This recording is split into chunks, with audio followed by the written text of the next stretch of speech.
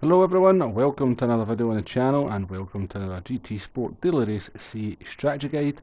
And for this week's race we are going in Group 4 machinery and we are taking a visit to Tokyo Expressway, the central outer loop configuration. We've got 15 laps to negotiate with fuel at times 3 and tyre out at times 11. We have the choice of the racing medium and the racing hard tyre, so a little bit of guesswork once again involved because we don't know what the tyre stipulation is going to be, whether it's just going to be the hard that's mandatory or whether it's going to be both the hard and the medium, or if there's going to be none at all. But what we will do is we'll cover all the bases of how the tyres perform, we'll look at the pit stop, we'll take a look at the fuel, and we shall have a wee discussion at the end and sort of discuss what I think will be the best strategy depending on what the tyre stipulation is. So first thing we will take a look at is the pit stop. I hadn't done a whole lot of laps on this track, so I wasn't particularly sure where the pit lane was, but if you're not sure either, it's just before the last corner and it's that little gap there that you need to aim for. So had that been a real pit lane, we would have absolutely totaled our car, but obviously the computer takes over once you reach a certain point. So quite a quick turnaround for the pit stop. I've calculated it to be just a fraction under 6 seconds by the time you get to the braking point for this corner here. So all in all, fairly short indeed.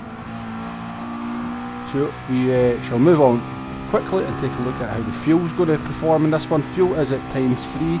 We're in the McLaren Group 4 650S. Not a terrible car on fuel, and this is going to have no problems whatsoever getting to the end with that fuel multiplier. So it's going to be pretty close towards the last lap, but I'm just sort of driving it as fast as I can here, and no issues with the fuel.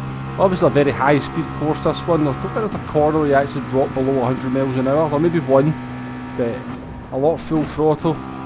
So even at times 3 the cars can burn through the fuel, but as I said, I can't really see any car having any major issue in terms of having to do any kind of fuel saving or taking on fuel at the pit stop. So the run we're on here is we're taking a look at the medium tyre just to see how it performs, how far into the race we could get on it. As I said earlier, I haven't done a whole lot of laps on this track, so I did do a bit of practice to try and get some kind of consistency. Even then, you can see lap 7 that we completed in the last lap was a bad lap. Very easy to sort of clip a wall around this track here. But the medium tyres look like they could sort of last fairly comfortably and quite consistently up to about laps 8 or 9. They can go further, you know, they can see the wear there is not too bad so far, but we are starting to sort of suffer a little bit of understeer in these fast corners. So what we're going to do, we had to actually do another lap here. We make a bit of a mess of this one and we're going to sort of come in and take on some hard tyres. So let's move on and take a look at how the hard tyres are going to perform. So this here is the same run that we were just doing. We've pitted on lap 9 and we've done 6 laps on the hard tyres. And you can see that the lap times, once the fuel's been burned down to this stage in the run, that the lap times that we're kind of able to produce on the hard tyres are quite similar to what we were doing on the mediums at the end of the stint. So it looks like a fairly optimal time to sort of change tyres would be around about laps 9 or 10. That's obviously assuming that the race is going to require you to run the hard tyre or both tyres. So as I said, it looks around about laps sort of 9 or 10 is around about the crossover where a worn set of mediums actually comes around about the same speed as a new set of hards. So that is certainly something to bear in mind. Again, you can see I'm having a bit of consistency trouble here. Understeer into the wall there, very easy to do. It's not a very well used track, this one. And I have to say, I don't think it's very user friendly, particularly at this time when we've probably got a lot of new players coming into the game. I think a lot of new players are going to sort of be introduced to the famous wall penalty, the 1.5 seconds wall collision penalty, or even worse than that on occasion, the 5 seconds wall second penalty. But yeah, this is how the hard tyres are performing at the end of the race if we change on to around laps 9 or 10. Now I think if you were to have to do a no-stop strategy on the hard tyres, if it's just a hard tyre that is mandatory, then you shouldn't really have too many issues, although it would appear to not be the best strategy. So what we're taking a look at here is how the hard tyres perform when we start the race on them. So initial laps with the medium tyres were 1:18.8 and 1:18.6. We can see we're in the sort of late 19s here on the hard tyre. So around about a second, 1.2 seconds a lap slower in the early stages of the run. Obviously the hard tyre, they do remain quite consistent when you're on them in the full fuel, so that kind of gap between the mediums and the hards will start to level off as the race goes on.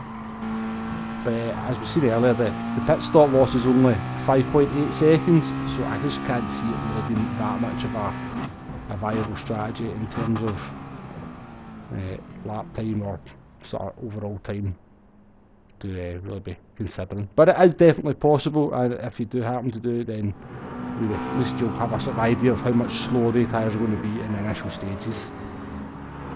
So I had to sort of cobble this one together a bit quickly, even with the COVID-19 situation ongoing. I am still at my work, so I did want to fit in doing quite a lot of the Nations and the Manufacturers Championship this weekend to try and improve my point score. So this one went onto the back burner just a little bit, but we did manage to get some footage together and get this video put together. So hopefully what we've had a look at here can be helpful to people who want to kind of work out the strategy for this one. So to me, it looks like if it's the hard tyre that's just mandatory, you probably want to rule out that no stopper.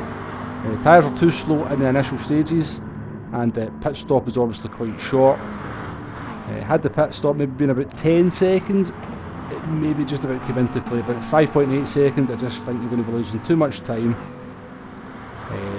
compared to the mediums initially, and then the fresher of the tyres will mean that you're going to be under a lot of pressure towards the midpoint of the race, and I can't really see you able to hold on. If you start on the mediums, let's just say it's a race where you're required to run both the mediums and the hard tyre.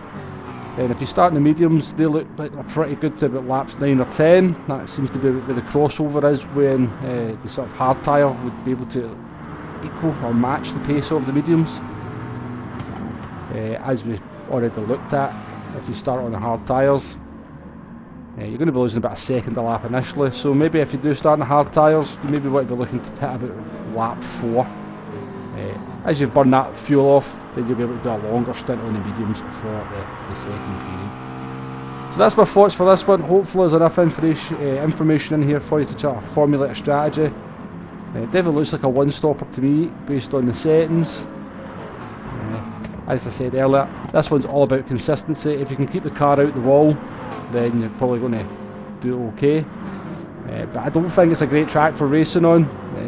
It seems very much single file, and trying to go sort of side by side with any cars in this one is only going to result in somebody hitting the wall and picking up penalties and wall penalties. So I think I'm probably going to avoid this one this week.